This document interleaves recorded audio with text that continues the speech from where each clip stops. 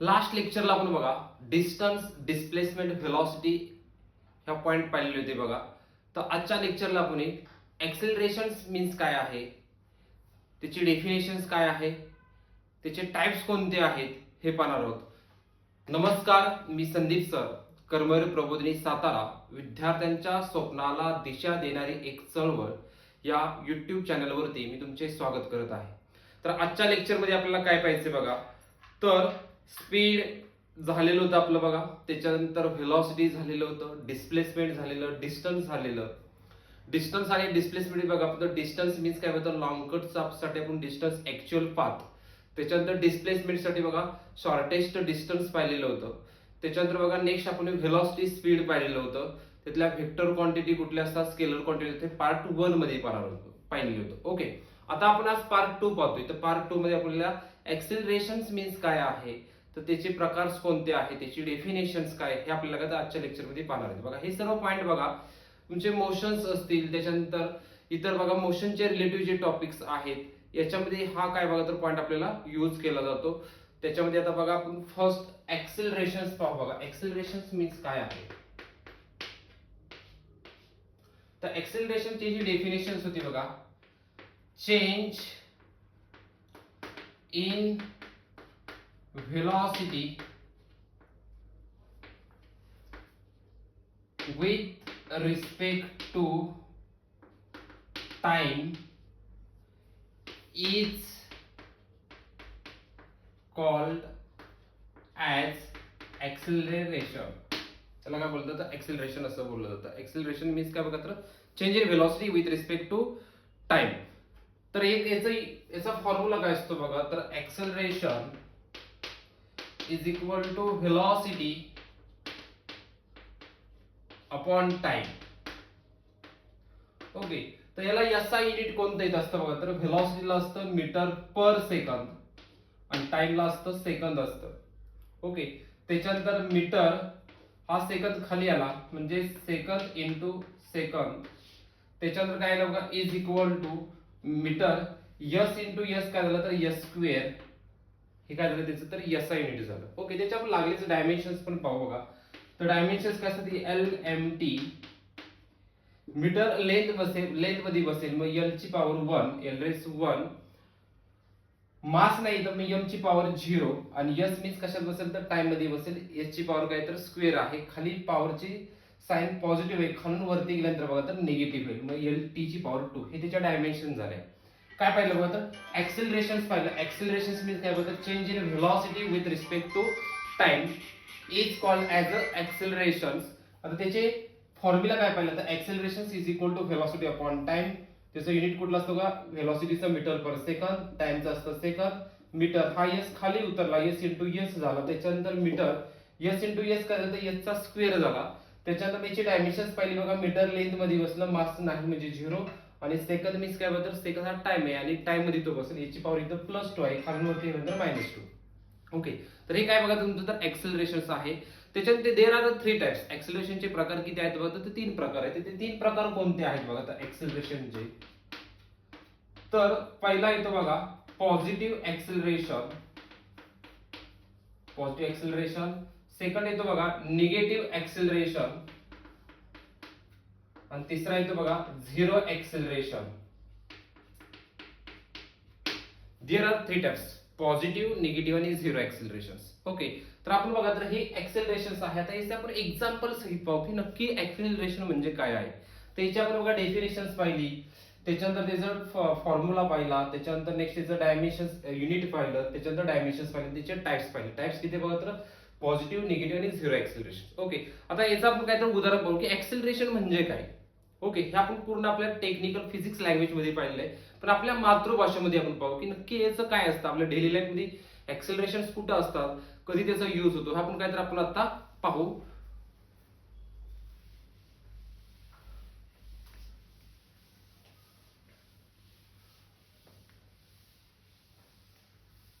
Okay, तर आपण डेफिनेशनच काय पाहिले बघा एक्सेलरेशनची. एक्सेलरेशनची डेफिनेशन अशी पाहिलेली बघा, change in velocity with respect to time. Is कॉलायचं तर एक्सेलरेशन. आता याचं आपण एक्झाम्पल बघू की एक्सेलरेशन म्हणजे काय असतं बघा. तर मी आता काय केलं बघा, तर इथे एक स्त्रीचं घर असं कन्सिडर करू, तर आपण त्याची दोन एक एक्झाम्पल घेऊ. तर स्त्रीचं घर आहे, त्याच्या घराच्या इथं बघा त्याची कार लावलेली आहे BMW. ओके, ही स्त्रीची इनिशियल पोझिशन आहे.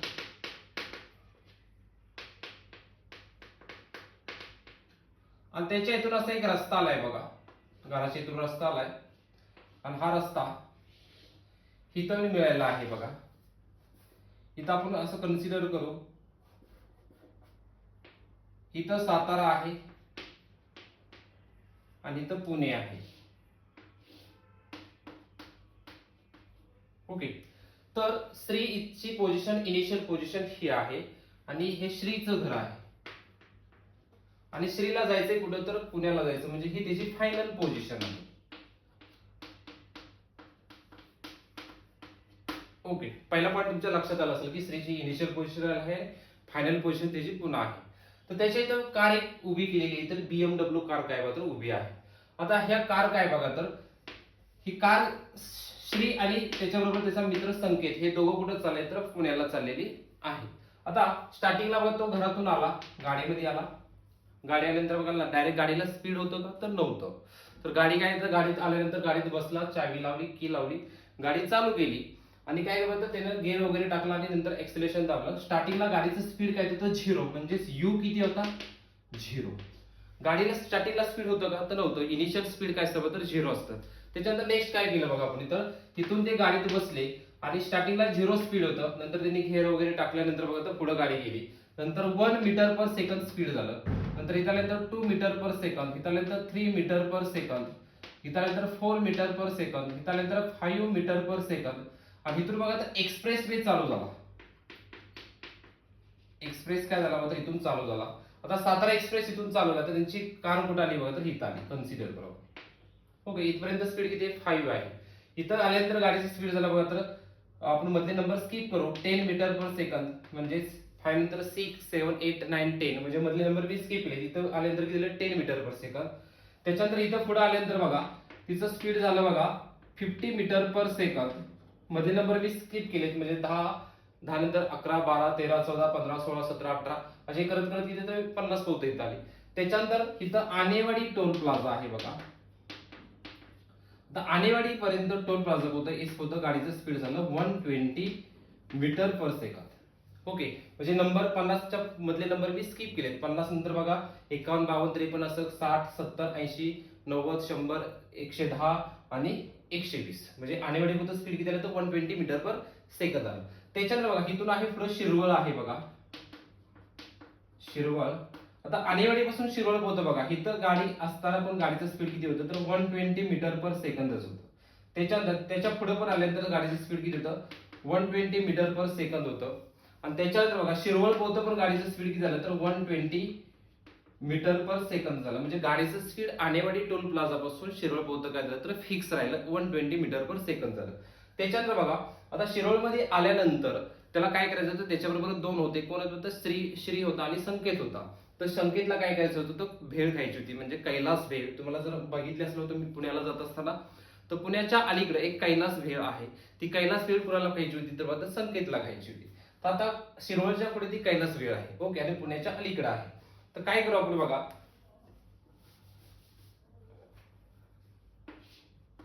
इथं आपण पुढे कैलास भेळ पाहू बघा, कैलास भेळ, आणि त्याच्या पुढे पुणे आहे. ओके, तर शिरोळ पोहोचतं गाडीचं स्पीड किती 120 मीटर पर सेकंद आहे.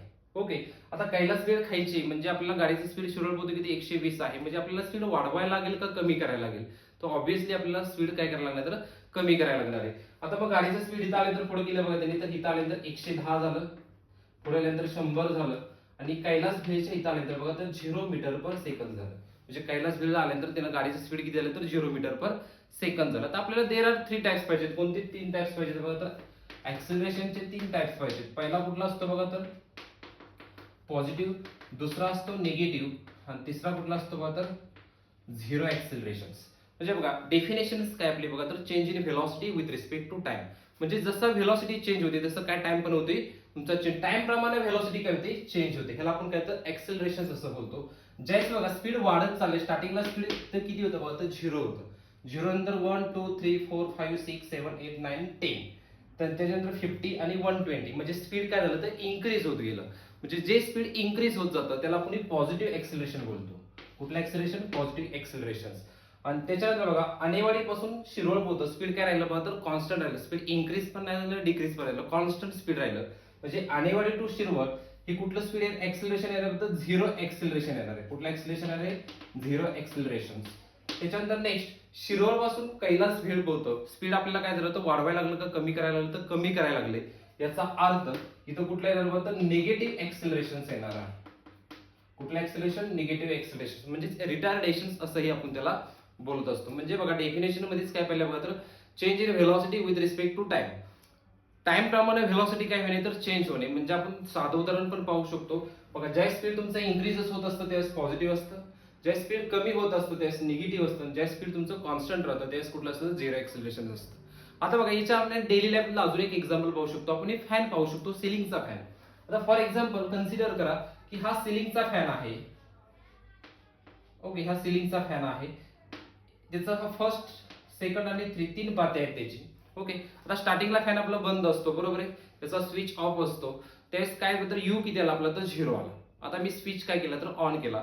स्विच ऑन केल्यानंतर फॅन काय बघा तर फिरायला लागणार आहे. म्हणजे स्टार्टिंगला फॅनचं स्पीड 0 होतं, 0 पासून 1 म्हणजे 1 2 3 म्हणजे पहिल्या राऊंडला स्पीड त्याच्यापेक्षा दुसऱ्या राऊंडला स्पीड काय असतं तर वाढलेलं असतं. त्याच्यानंतर तिसऱ्या स्पीडला आणि फॅनचं स्पीड काय तर वाढलेलं असतं. म्हणजे 1 2 3 सेकंदात काय असतं तर स्पीड वाढत वाढत वाढत जातं.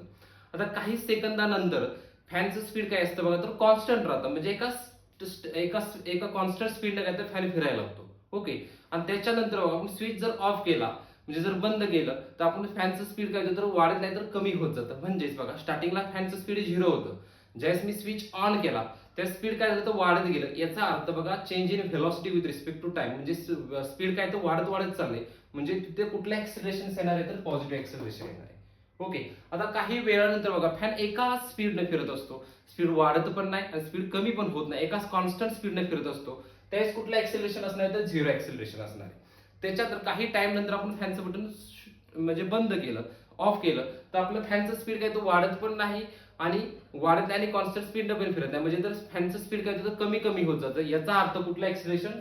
Negative acceleration. म्हणजेच एक पॉईंट लक्षात घ्यायचा, ज्यावेळेस पॉझिटिव्ह एक्सेलरेशन असेल त्या स्पीड इज इन्क्रीजेस, ज्यावेळेस negative acceleration speed is decreases, आणि ज्यावेळेस 0 एक्सेलरेशन स्पीड इज कॉन्स्टंट. याला काय बोलतात तर एक्सेलरेशन. आपण काय पाहिलं बघा तर change in velocity with respect to time, म्हणजे स्पीड चेंज होणे, टाइम प्रमाणे स्पीड चेंज होणे, याला आपण एक्सेलरेशन असं बोलतो. त्याचं एसआय युनिट कुठलं पाहिलं? मीटर पर सेकंदचा स्क्वेअर. फॉर्म्युला काय त्याचा पहिला बघा तर acceleration is equal to velocity, change in velocity upon time, हे त्याचा फॉर्म्युला असतो बघा. म्हणजे final velocity minus initial velocity upon time, हा त्याचा एक्सेलरेशनचा फॉर्म्युला असतो. त्याच्यानंतर नेक्स्ट आपण पाहिलं बघा तर त्याचं डायमेन्शन्स पाहिले, त्याचे एक्झाम्पल्स पाहिलं. आपण एक फर्स्ट एक्झाम्पल पाहिलं बघा तर व्हेकल्स पाहिलं, आणि डेली लाईफ मधलं आपलं कुठलं बघा तर फॅनचं एक एक्झाम्पल आपण पाहिलं. म्हणजे फॅनचं स्पीड वाढत जाणे पॉझिटिव्ह, फॅनचं स्पीड कॉन्स्टंट राहते निगेटिव्ह 0, आणि फॅनचं स्पीड कमी होत जाणे म्हणजे डिक्रीजेस होऊन जाणे, हा निगेटिव्ह एक्सेलरेशनचा काय तर प्रकार आहे.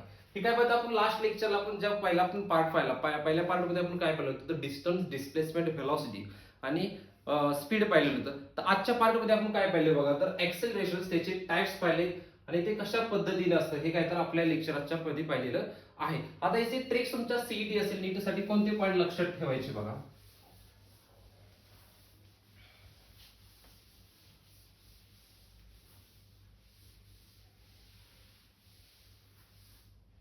बघा आपण फर्स्ट डिस्टन्स पाहिलेलं होतं आणि डिस्प्लेसमेंट पाहिलेलं, स्पीड पाहिलं,